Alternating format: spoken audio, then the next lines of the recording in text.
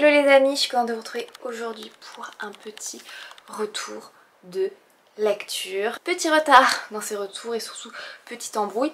Je vous ai jamais parlé de ce livre que j'ai lu et je vous en parlerai dans un autre épisode puisque j'essaie surtout de garder les vidéos assez courtes. Et aujourd'hui le thème c'est j'écoute les recommandations TikTok dans mes 3 dernière lecture, puisque c'est vrai que j'aime bien trouver des recommandations lecture quand je vais en librairie, en regardant d'autres vidéos YouTube comme vous certainement. D'ailleurs pensez à vous abonner les amis. En septembre je vais vous révéler un gros projet sur lequel on travaille depuis quelques mois. En septembre-octobre ça devrait être en place. Je suis encore en train de travailler dessus cet été donc voilà, enfin je dis on. Nous, on est 2 personnes. Laura, si tu passes par là. Voilà, ça sera dans le prochain épisode. Là, c'est vraiment sur ces suggestions. Parce que des fois, c'est sympa aussi d'avoir des suggestions sur TikTok. C'est facile, on se casse pas trop la tête. Et puis grâce à l'algorithme, souvent, on rentre dans une petite bulle positive avec des lectures qui sont à nos goûts. Et on enchaîne sur plein de lectures qu'on aime. Et ça sert à ça, l'algorithme, mine de rien. Ça ne remplace pas les sélections des libraires. Puisque je suis allée en librairie il y a une semaine maintenant. Et je vous les ai partagées sur mon compte Instagram, pensez à me suivre. L'été c'est fait pour s'offrir quelques livres donc je m'en suis acheté pas mal. Là ils sont juste devant moi et j'en ai commencé quelques-uns, il y en a d'autres je pense comme celui-ci que je vais garder pour la rentrée. D'ailleurs ça faisait longtemps que vous n'avez pas fait de haul sur YouTube, n'hésitez pas à me dire en commentaire si ça vous plaît ce genre de vidéo. Je sais que ça donne des idées pour les achats mais comme j'ai pas mon avis dessus des fois c'est peut-être un peu compliqué parce que je sais qu'il y a des livres que je vous ai présentés que j'ai lu plus tard et finalement ça allait pas du tout. Bref, focus. On va commencer par celui-ci, je crois que c'est le plus vieux, c'est celui qui date le plus. Ça c'est vraiment un livre que j'ai vu plutôt recommandé par des lecteurs anglo-saxons, vraiment plein de fois. Et en fait, à sa couverture, je m'attendais à un livre assez... attendez, pas profond du tout. Si, profond, mais dans le sens, je m'attendais plutôt... Pas un chef-d'œuvre mais quelque chose de pas de léger, et en fait finalement c'est une romance hyper légère. Donc effectivement la particularité, et je mets beaucoup de guillemets et c'est peut-être pour moi qui était mise en erreur là-dessus, c'est que donc c'est Tia Williams est une autrice noire et c'est vrai qu'elle se plaint souvent, même dans son livre d'ailleurs, que les personnages noirs, les auteurs noirs sont souvent tout le temps cantonnés à des histoires très lourdes, voilà, donc c'est ma faute, moi aussi je suis tombée là-dedans. Je sais pas pourquoi la couverture je m'étais dit oh ça sera peut-être une sorte de... ouais, d'histoire d'amour contrariée. Donc c'est une histoire d'amour, c'est une romance entre 2 auteurs noirs et c'est focus. C'est une traduction québécoise, donc il y a plein de petits mots qui ont été traduits avec du langage familier québécois. Donc à la fin vous avez toujours un petit glossaire qui reprend les mots. La traductrice a aussi utilisé du créole pour traduire un peu cette espèce de slang anglo-saxon mais adapté à la communauté noire. J'espère que je me serai vraiment bien, hein, vous me direz, parce que c'est compliqué. Enfin, en tout cas voilà, moi j'ai essayé de le lire comme si je lisais n'importe quelle autrice sans trop m'attarder sur effectivement la couleur de peau, et j'ai bien aimé ce livre. Je trouve que c'est une bonne recommandation TikTok justement de se dire je rentre dans une autre communauté avec d'autres langages, d'autres marqueurs, mais au final avec quand même une chose qui nous réunit tous, ce sont les émotions, l'amour. Je trouvais ça super intéressant, mais... Bon, je vais vous lire le résumé avant de trop m'éparpiller. Quand le passé refait surface, l'amour a-t-il une seconde chance?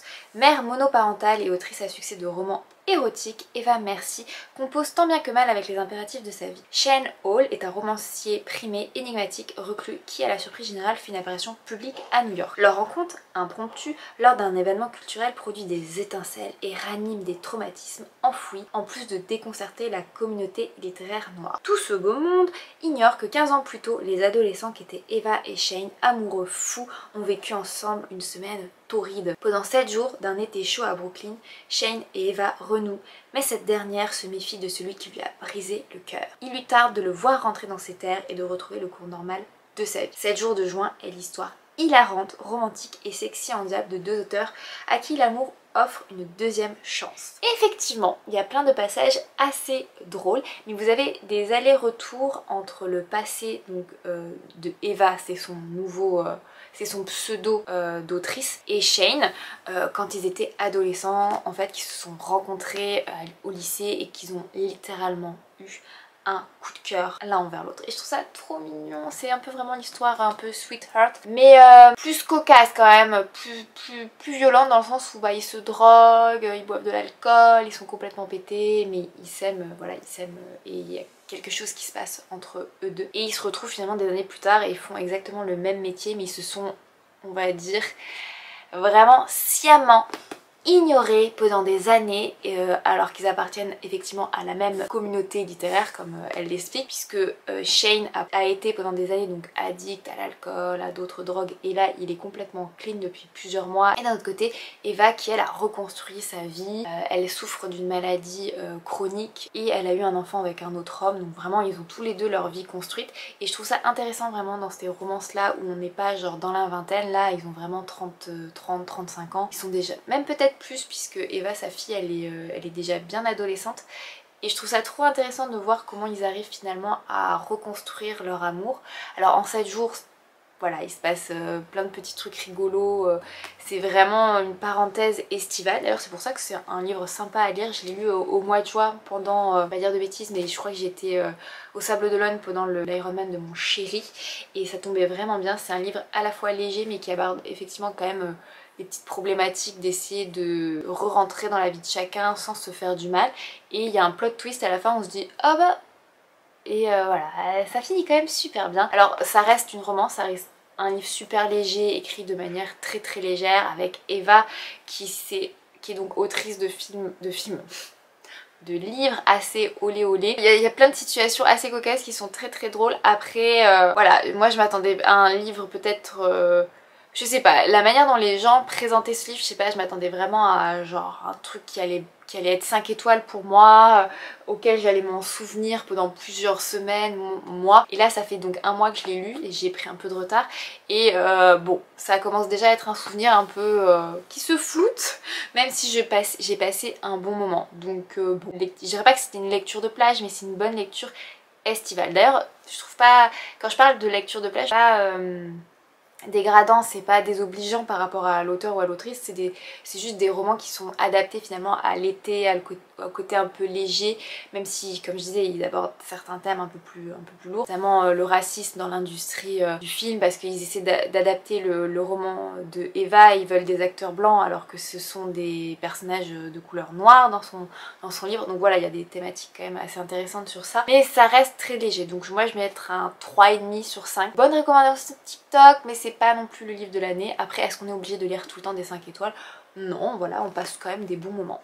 Je vais enchaîner avec un peu plus petit livre, alors que ça, je suis désolée à toutes les personnes, je m'excuse d'avance, à toutes les personnes qui adorent ce livre, j'en ai parlé un peu sur Instagram, et moi je l'ai détesté. Alors on m'en a conseillé d'autres, hein, de Zweig, mais globalement je détesté ce livre. J'ai pas passé un très bon moment, heureusement il est très court, mais je le voyais passer partout en mode 5 étoiles et tout. Est-ce que c'est parce que je l'ai lu avec l'œil un peu féministe et de mon propre caractère et que... Mais bon, alors Stefan Zweig, Lettre d'une inconnue, c'est une lettre effectivement assez longue. Une jeune femme dans une situation tragique écrit à l'homme qu'elle a aimé passionnément depuis l'enfance pour lui rappeler son histoire. De leurs 3 nuits d'amour est né un enfant qu'elle a élevé seule. Elle cherche à renouer le fil de leur relation, mais son ancien amant est un brillant séducteur, un écrivain qui jouit égoïstement des plaisirs de la vie. Pour lui, il n'est qu'une femme parmi d'autres, pour elle, il est tout. Peut-il se souvenir d'elle? Dans cette poignante nouvelle publiée en 1922, Zweig analyse les psychologies féminines et masculines avec une acuité rare. Entre amour et oubli, plaisir physique et profondeur spirituelle, cette histoire d'obsession amoureuse, cruelle et crue et d'une stupéfiante modernité. Et ben moi je trouve pas ça moderne du tout en fait. Pour moi, Zweig il a analysé avec ses lunettes de 1920 une femme qui, du fait de son ignorance du fonctionnement, on va dire, de la société, parce qu'elle est maintenue dans son petit cocon, n'a pas capté la cruauté des hommes parce qu'elle n'a pas eu cette expérience et elle se retrouve donc à céder à ce monsieur et à être amoureuse toute sa vie de manière totalement unique de cet écrivain. Moi je le plains pas, hein, l'écrivain, hein, le gars il profite de sa life, il a pris aucun engagement auprès de... On ne sait même pas, je crois qu'elle a même pas de prénom. Donc autant te dire que niveau modernité, on peut, voilà, hein, elle n'a pas de prénom, alors et lui non plus d'ailleurs, elle lui donne, elle l'appelle tout le temps mon amour, ce qui est encore plus particulier. Il y a une expression, je trouve très pertinente, pareil en anglais, c'est je soutiens, comment je pourrais le traduire? Je soutiens les droits des femmes mais aussi women's wrong, donc quand elles ont tort. I support women's rights and women's wrongs, donc quand elles ont tort aussi. Donc je soutiens quand les femmes ont raison et quand les femmes ont tort. C'est hyper difficile à traduire puisque right et wrong c'est vrai, faux, mal et bien. Mais donc là c'est un peu difficile à traduire, je vous mettrai la citation là. Et en fait pour moi on est complètement dans le wrong, dans le faux, dans le mauvais de la femme, c'est-à-dire elle tombe amoureuse de lui. D'abord elle est en fait plutôt dans une phase d'idéalisation de l'écrivain qui est son voisin, et elle est petite, adolescente, et donc genre elle est waouh, elle est en extase devant ce monsieur. Et la maturité n'a pas percuté à un moment donné, je pense, où elle n'a pas été éduquée à ce qui se passe vraiment dans le boys club, dans la société des hommes, où elle est encore cette petite femme innocente, où on l'éduque pour qu'elle soit innocente toute sa vie, précieuse, et qu'elle se donne que à un homme.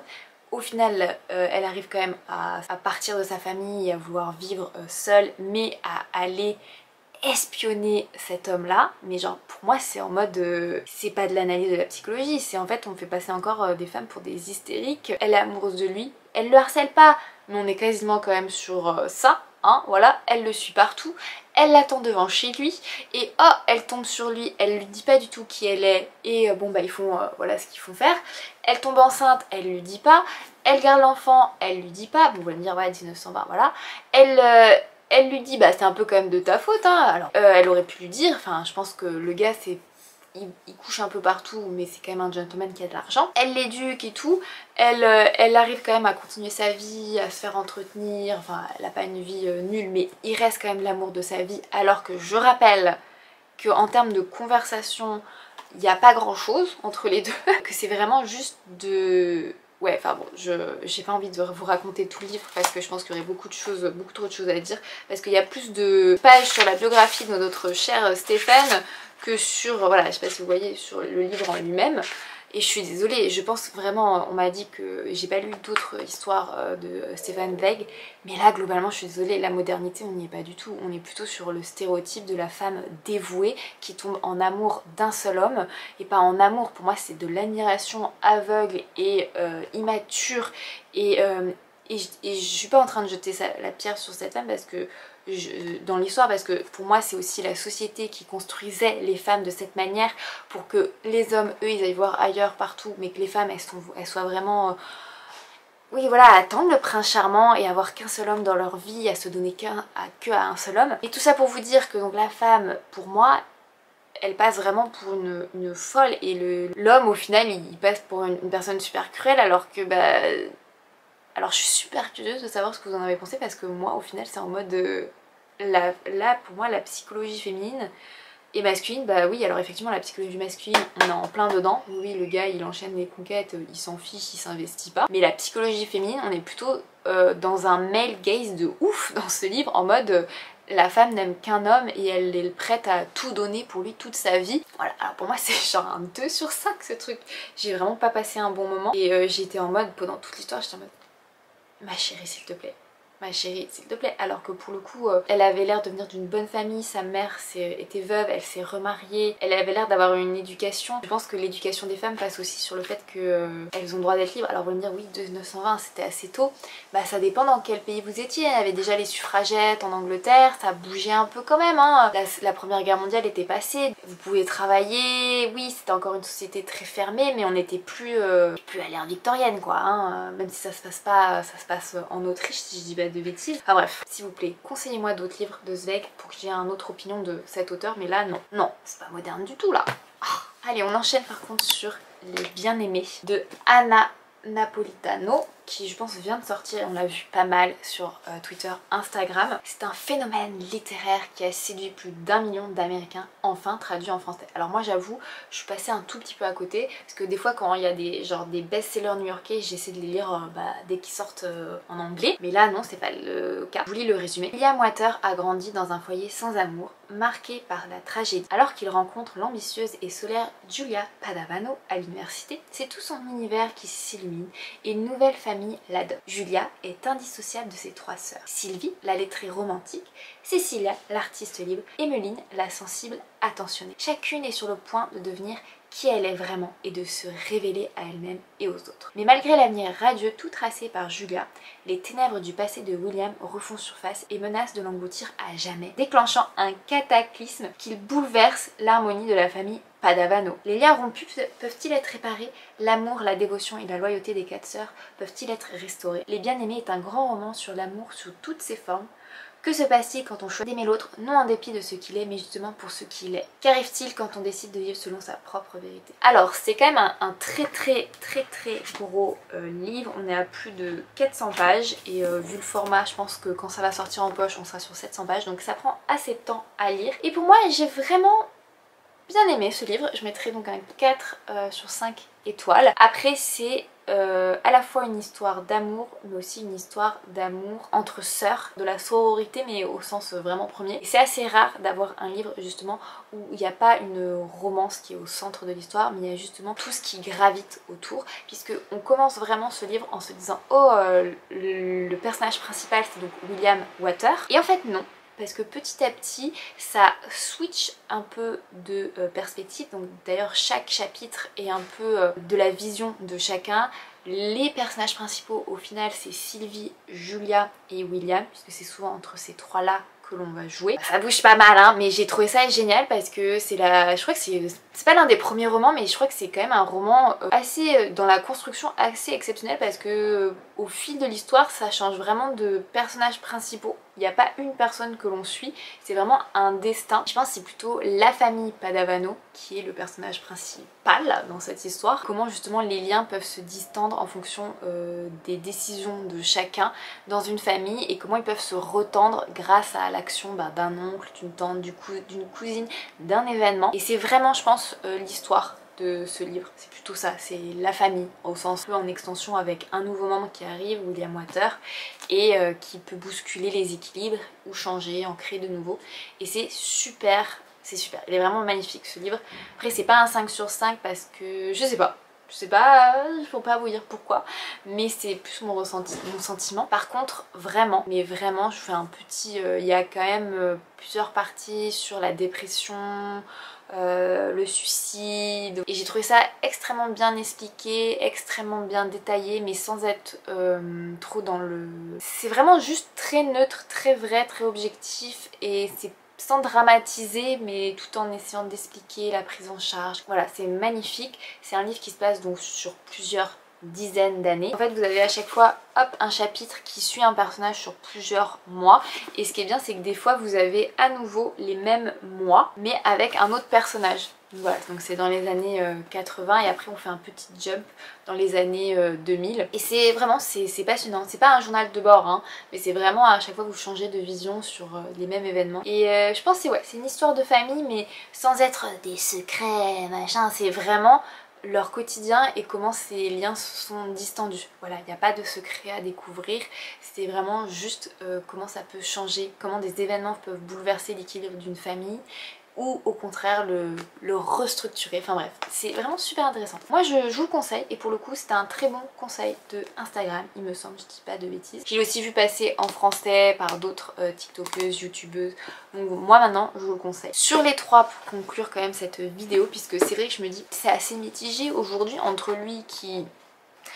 Voilà, heureusement que c'était dos poche ce truc. Lui c'était vraiment léger, j'ai bien aimé, mais mon coup de cœur, si je dois vous en conseiller qu'un aujourd'hui, ça serait celui-ci. Parce qu'il est hyper original, il est très rafraîchissant, on rentre quand même par une petite porte au début dans le récit. C'est un peu difficile, je dirais pas, ça se met doucement en place. On s'attend à se dire oh, ça va être une romance, un truc, puis en fait tout se met tellement vite en place qu'on se dit ah non, finalement l'histoire ce sera pas la romance entre William et Julia. Il est très intéressant ce livre. J'aime bien parce que c'est vraiment une histoire sur l'humain. Ce sera le mot de la fin, l'humain. Voilà les amis, j'espère vraiment que cette petite vidéo vous plaira. Pensez à vous abonner, à laisser un petit like et surtout à me partager comme toujours vos dernières lectures. Je me doute qu'avec l'été vous avez le temps de lire. Je vous fais plein de petites bises et je vous dis à très vite. Bye.